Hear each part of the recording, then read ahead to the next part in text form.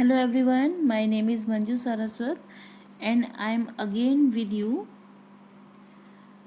We will study chapter 3rd, that is taken from history. The name is Nationalism in India.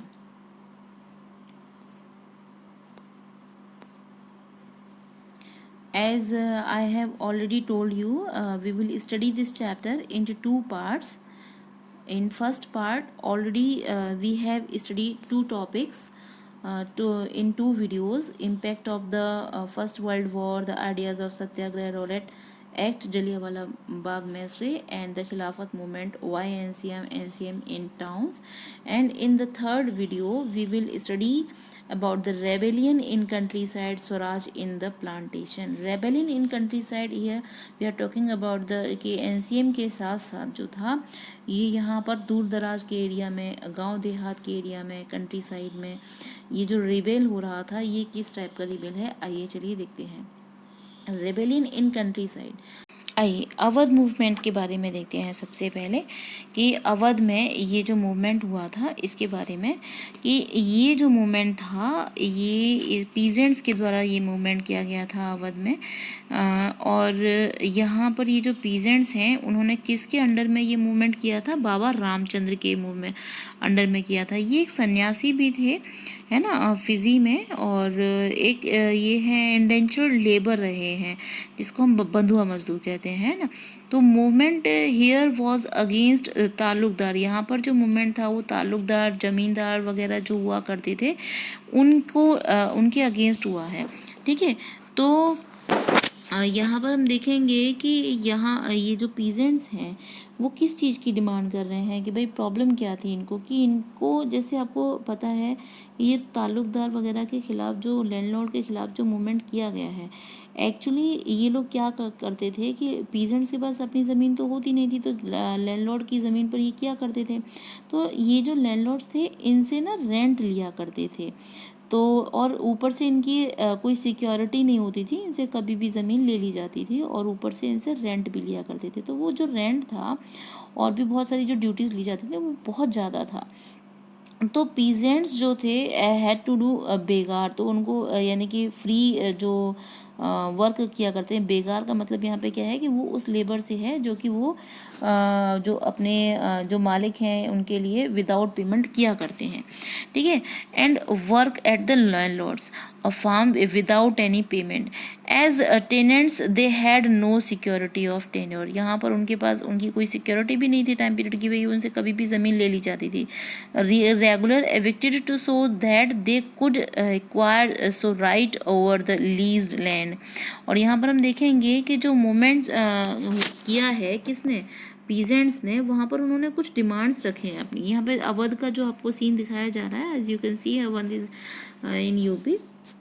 तो यहाँ पर देखिए, तो यहाँ हम देखेंगे कि भाई उनकी क्या प्रॉब्लम्स थी कि वो जो अभी हमने पढ़ा कि भाई वो बेगार करनी पड़ती थी उनको, है ना, विदाउट एनी पेमेंट, कोई सिक्योरिटी भी नहीं थी, है ना। तो ये जो मूवमेंट है तो वो किस चीज़ की डिमांड कर रहे हैं? सबसे पहले तो वो डिमांड कर रहे हैं रिडक्शन ऑफ रेवेन्यूज़ की, कि भाई उनके जो है रेवेन्यूज़ हैं उनमें रिडक्शन किया जाए, और एबोलिशन ऑफ बेगार, यानी कि वो इस तरीके की कोई भी बेगार यानी कि विदाउट पेमेंट वो नहीं करना चाहती थी लैंडलॉर्ड्स वगैरह, ऑपरेसिव लैंडलॉर्ड्स की, है ना। तो यहाँ बहुत सारे प्लेसेस पर जो नाई धोबी वगैरह जो थे उन सब लोगों ने क्या कर लिया था, एक जो है ये ऑर्गेनाइज हुए पंचायत की, एंड इन्होंने क्या किया, deprive the landlords of the services of the barbers and washermans, है ना। और जून 1920 में जवाहरलाल नेहरू भी वहाँ पे राउंड के लिए गए और उन्होंने देखा, वहाँ पर भी उन्होंने किसानों की समस्या से रिलेटेड उन्होंने क्या किया कि उन्होंने किसान औध सभा जो है स्टार्ट की, और लगभग ये है बाय अक्टूबर द किसान औध सभा जो थी इन्होंने बाबा रामचंद्र ने और इन्होंने मिलकर जो थी स्टार्ट की थी, और जल्दी ही उसके लगभग 300 ब्रांच हो चुकी थी जो किसानों से की समस्याओं से संबंधित जो प्रॉब्लम्स थी उनके लिए किया गया था। अब यहाँ पर लेकिन देखेंगे कि यही जो टाइम था यही टाइम एनसीएम का भी था जब एनसीएम स्टार्ट हुआ था, है ना। तो अब देखिए कि ये जो है जब एनसीएम स्टार्ट हुआ इसी टाइम पे, तो जो कांग्रेस थी है ना। The efforts of the Congress was to integrate the Awadh, वो चाहते थे कि इनके किसानों को जो है क्या कर लिया जाए, इसमें शामिल कर लिया जाएगा एनसीएम में, और इनको इकट्ठा किया जाए, struggle into the wider struggle. ठीक है, तो पीजेंट्स मूवमेंट जो है, द पीजेंट मूवमेंट जो किस में कन्वर्ट हो गया था, यहाँ पर बहुत ज़्यादा वायलेंस हो गया था। तो उनका जो वे था, उनका जो तरीका था पीजेंट्स का, उससे कांग्रेस लीडर्स जो थे वो क्या हो गए थे, अनहैप्पी हो गए थे। तो as the movement spread in 1921, तो जैसे भाई 1920 से स्टार्ट हुआ और 1921 जैसे ये बढ़ता गया, अपने पीक पर जैसे जाता गया, तो the houses of Talukdar and merchants were attacked, और उनके बाज़ारों को लूट लिया गया, है ना। और तालुकदार्स के जो है घरों पे अटैक कर दिया गया था, जो ज़मींदार थे वगैरह थे, है ना। और जो इकट्ठे बाज़ार के गेहूं के भंडार वगैरह थे, उन सबको लूट लिया गया था। और बहुत सारे प्लेसेस पर जो लोकल लीडर्स थे, उन्होंने कहा था भाई, गांधी जी के नाम पर ये डिक्लेयर कर दिया था कि गांधी जी भाई क्या कह रहे हैं कि कोई भी टैक्स नहीं देना है, और क्या करना है, no tax were to be paid and land was to be redistributed among the poor, जबकि गांधी जी ने तो ऐसा कहा ही नहीं था, है ना। तो the name of the Mahatma Gandhi was being invoked to sanction all action and aspiration. तो यहाँ पर गांधी जी का नाम लेकर, जैसे कि लोग आजकल क्या है, मोदी जी के फैन हैं, तो मोदी जी के नाम पर जैसे कुछ भी करने के लिए तैयार हो जाते हैं, ऐसे लोग क्या थे उस टाइम पे, गांधी जी का बहुत ज़्यादा लोकप्रिय हुआ करते थे गांधी जी। तो इसीलिए वहाँ पर क्या किया, गांधी जी के नाम पर लोकल लीडर्स ने लोगों को क्या कर दिया था कि थोड़ा सा चीज़ों को कन्वर्ट करके उनको लोगों को कहा। तो अब इसी तरीके का जो मूवमेंट है, यानी कि ये जो हम मूवमेंट पढ़ रहे हैं, ये जो एनसीएम स्टार्ट हुआ है, उसी के साथ साथ ही ये रिबेल भी हुए हैं कंट्री साइड में। और यहाँ पर वो क्या चाहते थे कि इन सभी लोगों को शामिल करके एक वाइडर मूवमेंट किया जाए, कांग्रेस लीडर्स ये चाहते थे। लेकिन ये क्या हुआ कि हर एक व्यक्ति ने जो एनसीएम किया है, इसमें शामिल हुए हैं, वो उनके अपने अलग अलग मोटिव रहे हैं, है ना। तो सभी लोग जो है अपने अलग अलग पर्पस से इसमें शामिल हुए। तो यहीं आप देखेंगे कि जो मूवमेंट बाय ट्राइबल पीजेंट्स इन गुडेम हिल, कि आंध्र प्रदेश के जो गुडेम हिल्स है, वहाँ पर जो ट्राइबल ने पीजेंट किया है, ट्राइबल पीजेंट ने जो मूवमेंट किया है ना, उसके जो लीडर रहे हैं वो कौन रहे हैं, अलूरी सीताराम राजू। वहाँ ट्राइबल पीजेंट्स के कौन रहे हैं, ये अलूरी सीताराम राजू, है ना। तो चलिए आइए देखते हैं कि अलूरी सीताराम राजू के बारे में भी देखते हैं कि ये जो थे क्या कहा करते थे भाई, ये क्लेम करते थे कि उनके पास क्या स्पेशल पावर्स हैं, और उनको वो एस्ट्रोलॉजिकल प्रेडिक्शन भी किया करते थे, लोगों को भविष्य भी बताया करते थे, है ना। और यहाँ पर क्या है, एक मिलिटेंट गुरिल्ला मूवमेंट जो था, ये था गुडेम हिल में, आंध्र प्रदेश में जो किया गया था। तो ये भी 1920 में जो है किसने इसको लीड किया है, अलूरी सीताराम राजू ने। तो the colonial government had ended, भाई क्यों हुआ ये मूवमेंट, है ना, ये मूवमेंट क्यों हुआ। तो the colonial government had ended their isolation and brought them into the sphere of colonialism.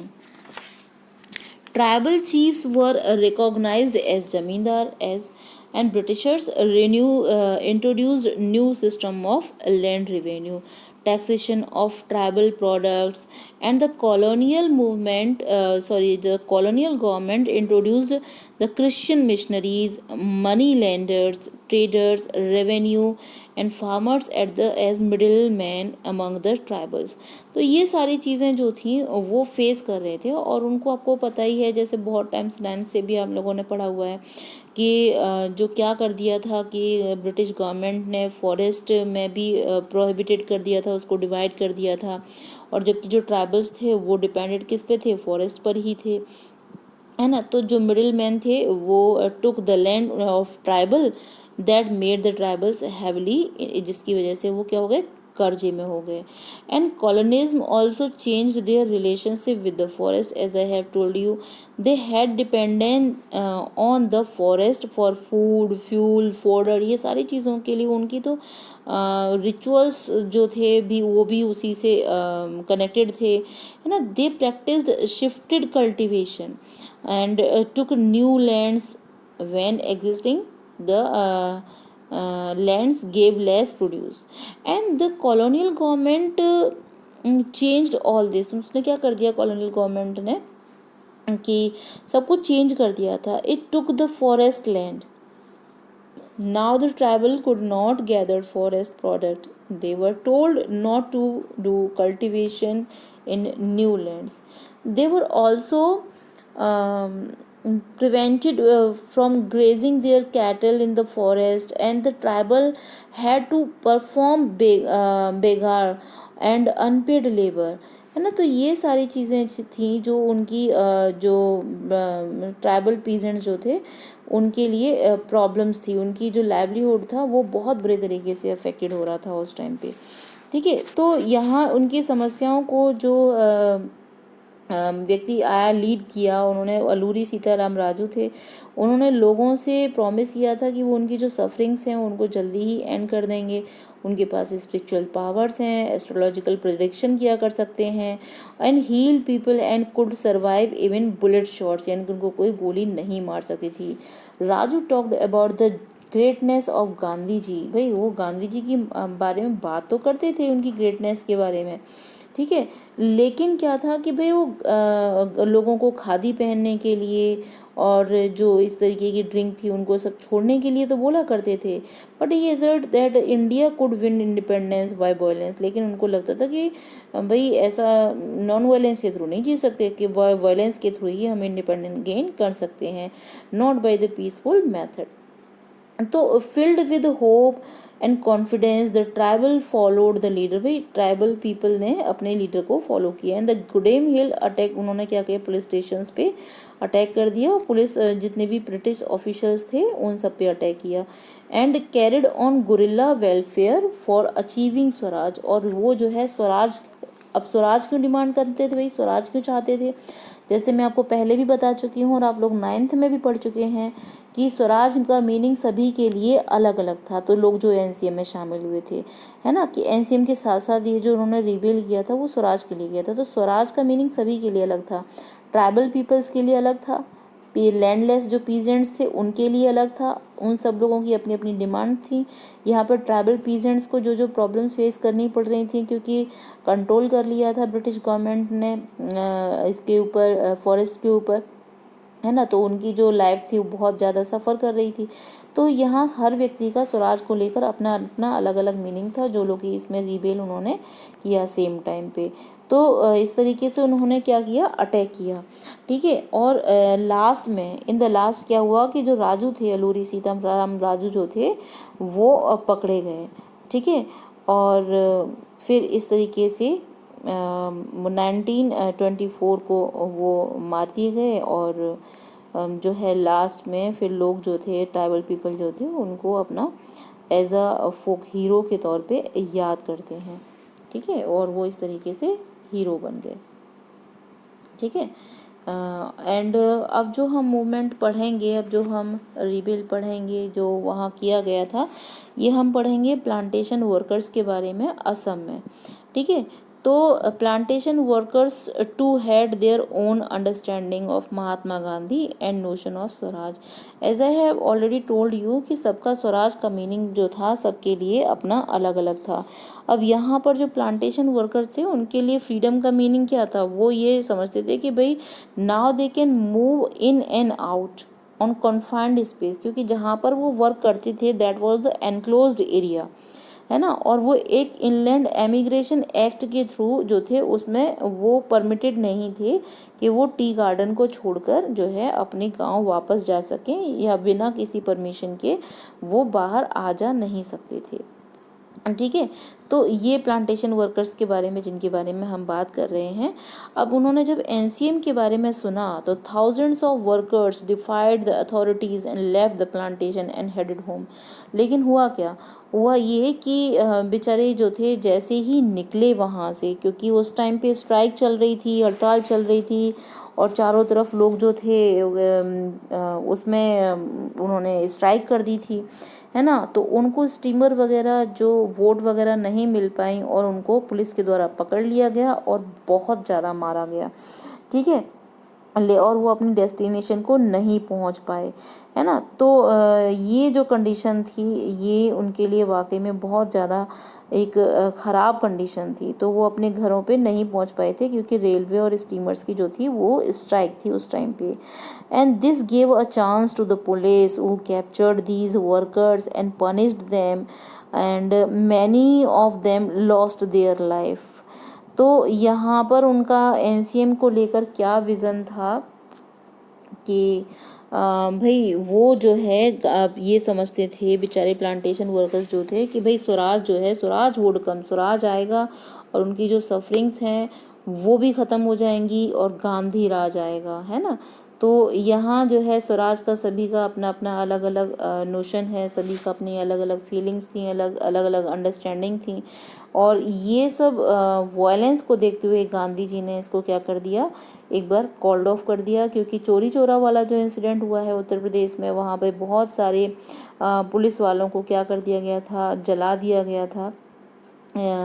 आपको बता दें कि ये जो मूवमेंट था इसको जो कॉल्ड ऑफ किया गया है इस टाइम पे, ये ड्यू टू द चोरी चोरा, और उनको लगा कि थोड़ा सा वायलेंस जो है बढ़ता जा रहा है, गांधी जी को लगा। तो यहाँ पर क्या था कि पुलिस स्टेशन में जहाँ पे 22 पुलिस वालों को जिंदा जला दिया गया था, and Gandhi ji immediately called off the movement. He felt that people have to be trained in non violence before they could be ready for the mass struggle. ठीक है, तो अब हम जो है ये जो एनसीएम को कॉल्ड ऑफ कर दिया गांधी जी के द्वारा। तो अब यहाँ पर हम देखते हैं कि पार्ट 2 में हम देखेंगे कि किस तरीके से जो है ये नॉन वायलेंस से वायलेंस की तरफ जो है कन्वर्ट हुआ था और गांधी जी को इसको कॉल्ड ऑफ करना पड़ा। ठीक है, अब जो है हम जो नेक्स्ट वीक में जिन टॉपिक्स के बारे में हम पढ़ेंगे, तो हम फर्स्ट वीडियो में सीडीएम और सॉल्ट मार्च के बारे में पढ़ेंगे। सेकंड वीडियो में हम देखेंगे कि किस तरीके से इसमें क्या खामियां थी, सीडीएम में क्या लिमिट्स थी और लोगों ने किस तरीके से उसमें पार्टिसिपेट किया। और इन द लास्ट हम थर्ड वीडियो में देखेंगे सेंस ऑफ कलेक्टिव बिलोंगिंग के बारे में समझेंगे। ठीक है, तो thanks for watching and keep watching and subscribe the channel please.